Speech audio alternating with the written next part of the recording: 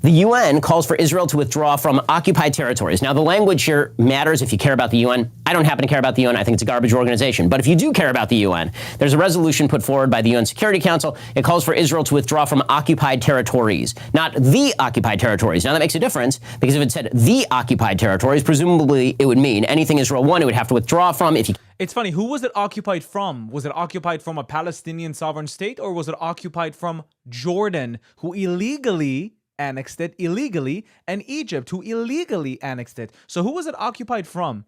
The UN is a garbage organization indeed. I agree with Ben on this. Hi guys, this is Sahar TV, and in today's video we're watching Ben Shapiro explaining in a beautiful way the history and creation of Israel in a way that you can finally understand. Let's watch. The Arabs side with Hitler. Okay, during World War II, you have Hajmin al-Husseini. He is the Grand Mufti of Jerusalem, one of the Palestinian leaders at the time, the Arab leaders at the time, and he was literally meeting with Hitler, attempting to encourage Hitler to establish a final solution in the Holy Land should the Germans be able to conquer that area, which the Germans came pretty close. I mean, you had Rommel literally in Egypt, right? Rommel was over here. Okay, so fast forward, you're now after World War II. Still, the British mandate is limiting the amount of Jewish immigration into British Mandate Palestine, because they're attempting to keep this conflict between the Jews and the Arabs simmering at a lower level. Okay, 1947, there's a UN partition plan, because now the British mandate in Palestine, they want to end it, they want to withdraw, they don't want to be there anymore. So the UN says, okay, we're going to vote on a partition plan. It retains Jerusalem as internationally governed. Okay, so it would not have been Jewish territory or Arab territory. It would have been internationally governed. It's just this fragmented, ridiculous state. Okay, the state for the Jews would have been like a slice here, a little bit of a slice of the coastal area here, and then the Negev desert down here. The Jews are like, give us whatever you got, right? Whatever you're going to give us, we will take. The Arabs instead decide that they're going to launch a bunch of low-level conflicts. So there's this kind of low-level, quiet war that's going on for about a year, with Arabs attacking Jewish settlements and attempting to kill Jews, and Jews attempting to defend themselves. May 14th, 1948, the British mandate officially ends. Israel declares its independence, right? This is Yom HaAtzmaut, or as the Arabs like to call it, the Nakba, right? They call it a disaster that Israel was established. The leader of Israel at this time is David Ben-Gurion.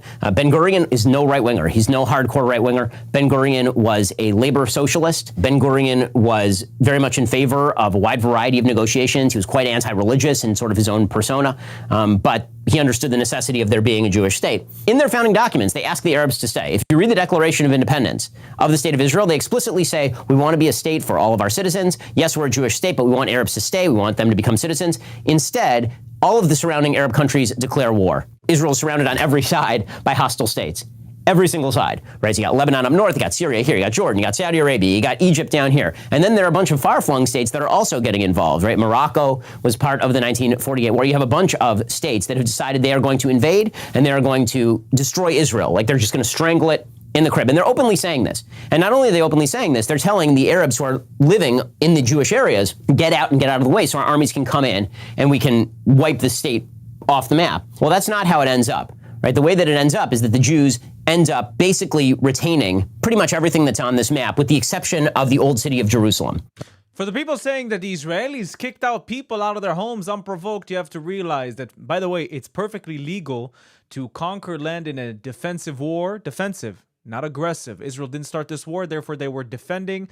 Perfectly fine to obtain land in a defensive war. Second of all, if the Arabs would not have invaded in 1948, you would have not had refugees. People could have just stayed, built their country, etc., etc. But they did, and now they're paying the price. Right, so Jerusalem ends up basically split down the middle. Jerusalem is not controlled by the Jews at this point. The Temple Mount is still controlled by the Jordanians. By 1964, the Arab states have decided that they need almost a propaganda effort here. So they create the Palestine Liberation Organization. The Palestine Liberation Organization is a terrorist group. It explicitly calls for the destruction of Israel. Now you will note, at this point, Israel does not control any of this or any of this. So when they say Palestine Liberation Organization, they mean this whole thing, right? That whole thing is supposed to go away because Israel doesn't even control that at that point. And they're not calling for Palestine to be liberated from Jordan or from Egypt. They're calling for the complete destruction of the state of Israel. Okay, so in 1967, the Arabs mobilized for all-out war. And this includes Egypt, it includes Jordan, it includes Saudi, it includes Syria. This is going to be the big war where they finally get rid of this nascent Jewish state that is less than 20 years old, right? And this is just less than 3 decades after the Holocaust. And Israel instead launches a preemptive war. They see this coming. They destroy the entire Egyptian Air Force on the ground. And in 6 days, they proceed to take the Golan Heights, which is this area of Syria. Israel takes over the entire Sinai Desert, takes all of Judea and Samaria to the Jordan River, takes all of the Gaza Strip, takes control of the old city of Jerusalem. Right? They do all of this in 6 days, which is why it's considered a miracle by the state of Israel. I mean, it's an unbelievable military performance. So in 6 days, they take what was going to be the war for their destruction, and they proceed to expand their borders from this tiny thing to this, and all of this. Israel then proceeds to give up like all of it, right? So Israel keeps the Golan Heights because that's a military necessity. The UN calls for Israel to withdraw from occupied territories. Now, the language here matters if you care about the UN. I don't happen to care about the UN. I think it's a garbage organization. But if you do care about the UN, there's a resolution put forward by the UN Security Council. It calls for Israel to withdraw from occupied territories, not the occupied territories. Now, that makes a difference because if it said the occupied territories, presumably it would mean anything Israel won, it would have to withdraw from. It's funny, who was it occupied from? Was it occupied from a Palestinian sovereign state, or was it occupied from Jordan, who illegally annexed it and Egypt, who illegally annexed it? So who was it occupied from? The UN is a garbage organization indeed. I agree with Ben on this. Care about the UN, which you really shouldn't, but it says occupied territories, which means subject to negotiations. The 67 Arab League summit happens, and they agree in Khartoum, Sudan, on the 3 no's. No peace, no recognition, no negotiations.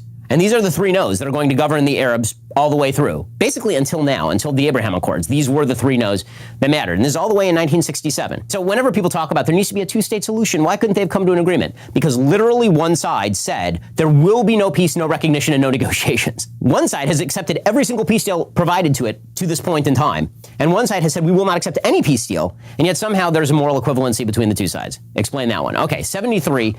Holiest day of the Jewish calendar, Yom Kippur. Everybody is fasting, everybody is praying, and a surprise attack is launched on the state of Israel.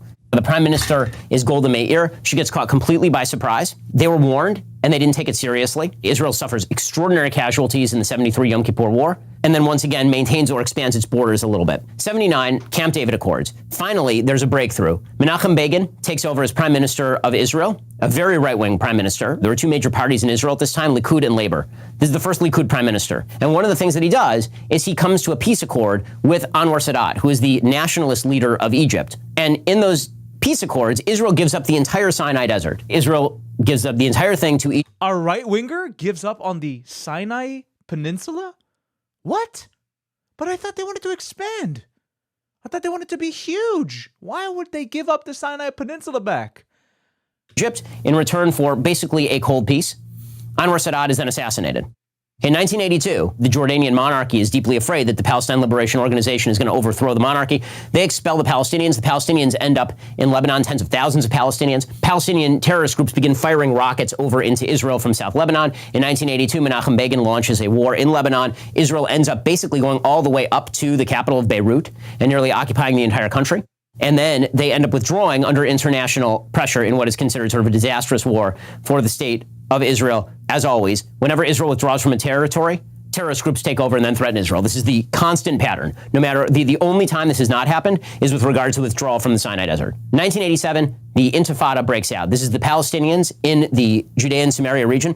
The reason that I use the terms Judea and Samaria is they are more historically accurate. People call it the West Bank. Why? Because Jordan occupied it, and this is the West Bank of the Jordan River. So the only reason that it's referred to as the West Bank, which is really historically anomalous, right? It's on the east side of Israel, but it's on the West Bank of the Jordan. That's a holdover from the time when the Jordanians occupied this entire area. Again, kind of funny, when people care about legality, they'll blame Israel for whatever they want, but calling it the West Bank, which is not the legal term used, Jordan occupied it illegally, so you want to use an illegal term? Fine. No one cares that Jordan occupied quote-unquote Palestinian land or that Egypt occupied quote-unquote Palestinian land. They only care when Jews occupy historically Jewish land. That's when things start to get really hot and bothered. Okay, so anyway, the Intifada breaks out in 1987. You get these widespread riots and violent confrontations and terrorist attacks all the way from 1987 to 1991. By this time, Yitzhak Rabin has taken over as prime minister of Israel, and pushed by George H.W. Bush, the government of the state of Israel starts negotiating with the Palestine Liberation Organization, which is a really weird shift considering that Yasser Arafat is a master terrorist responsible for tons of murders on his hands. He at this point has been expelled all the way to Tunis, right? He's not even in the picture. And Israel brings him out of retirement basically and says, why don't we negotiate with you? And maybe you can make all of this stop. So in 1993, they signed the Oslo Accords.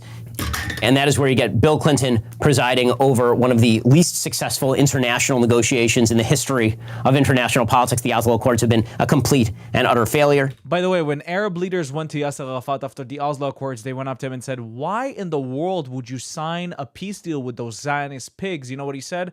"Don't forget the Treaty of Hudaybiyah, which Prophet Muhammad signed with the Quraysh tribes, and then he canceled it after 2 years, attacked them and slaughtered them. And it was a temporary peace deal, never intended to be for eternity." He knew they were going to fight us again. That ends with Yitzhak Rabin, who's this historic general who has been prime minister of Israel a couple of times by this point, shaking hands with a mass murdering terrorist, Yasser Arafat. And this was going to initiate a new period of health and accord, and there's going to be peace. All that the PLO had to do was acknowledge that Israel existed and had a right to exist, stop educating their children in terrorism, and cease the violence. They couldn't do any of those things, right? So none of that happened. Instead, there's an uptick in violence, pretty dramatic uptick in violence after the Oslo Accords. Wow, this is an incredibly well-made video. Israel tried to make peace time and time again, yet they decided to say no for negotiations, no to peace, and no to recognition. I wonder why. The reason why the Muslims don't like the fact that we live in Israel and speak Hebrew in Israel and pray next to Temple Mount is because to them, it's reviving the Jewish faith. Not that the Jewish faith died. It never died. To them, it's reviving it. So how can Islam prevail and be the most dominant religions and the biggest growing religions when you have those monotheistic OGs who are in their homeland, speaking their ancestral language? How can we do that? We have to eradicate them. That's why there's a fight. It's got nothing to do with land. Nothing. They fought the Jews before 1948, and they'll fight the Jews after. It is what it is. Thank you so much for watching this video. I'll see you in the next one. Bye-bye. If you'd like to watch more of my stuff, please check out my channel down below. If you like what you see, don't forget to subscribe to the YouTube channel and hit that notification button so you can be notified every time I upload new content. If you'd like to support me and the channel financially, you can do that using Buy Me Coffee or Patreon down in the links below. Also, we now have a Discord that you can join down in the link below. And now you can become a YouTube member and enjoy specific YouTube perks. Thank you for watching. I'll see you in the next video.